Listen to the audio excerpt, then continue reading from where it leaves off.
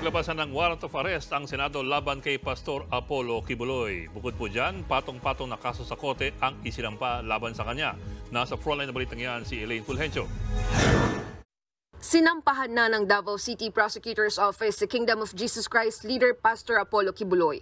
Naharap si Kibuloy at iba pa niyang kasama sa kasong sexual abuse, pangmamaltrato at qualified human trafficking. Inihain ng Davao City Prosecutor's Office ang kaso sa main office ng DOJ na inendorso naman ng Justice Department sa Pasig City Court. Ang mga kasong isinampa sa Davao City ay may piyansang 180,000 pesos para sa sexual abuse at 80,000 pesos naman para sa pagmamaltrato. Pero kung mapatunayang guilty ang pastor sa qualified trafficking, non-bailable ito o walang piyansa. Habang buhay na pagkakulong at multang hanggang 5 milyong piso ang posibleng parusa. Bukod dyan, pinirmahan na rin ni Senate President Juan Miguel Zubiri ang warrant of arrest laban kay Kibuloy dahil yan sa dipagsipot ng pastor sa pagdinig ng komite ni Senator Riza Hontiveros.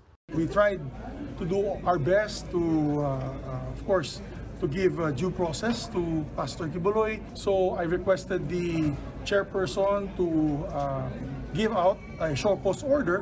And of course, Pastor Kibuloy's camp answered it was not satisfactory on the part of the committee, and therefore we had no other choice but to issue the warrant of arrest. Inatasan ng Senate Sergeant at Arms na ihain ang arrest order. Ayon pa sa Senadora, maaari pa rin silang magsagawa ng pagdinig kahit pa naka-session break ang Senado. Sana si Kibuloy din hindi tumakas, kaya nga't nauna na akong nanawagan sa Bureau of Immigration, bantayan yung ating mga borders para hindi doon makatakas si Kibuloy. Sa inalabas namang statement ng kampo ng pastor, iginagalang umano nila ang desisyon ng Senado. Pero gagawin daw lahat ng kampo ni Kibuloy para maipaglaban at maprotektahan ang kanyang mga karapatan sa konstitusyon na hindi dapat baliwalain. Nagbabalita mula sa Frontline, Elaine Fulgencio, News 5. Mga kapatid, may Los Baños po. Huwag magpahuli sa mga balita at impormasyong dapat ninyong malaman. Para sa mas malawak na balitaan at diskusyon, mag-follow at mag-subscribe sa social media pages ng News 5.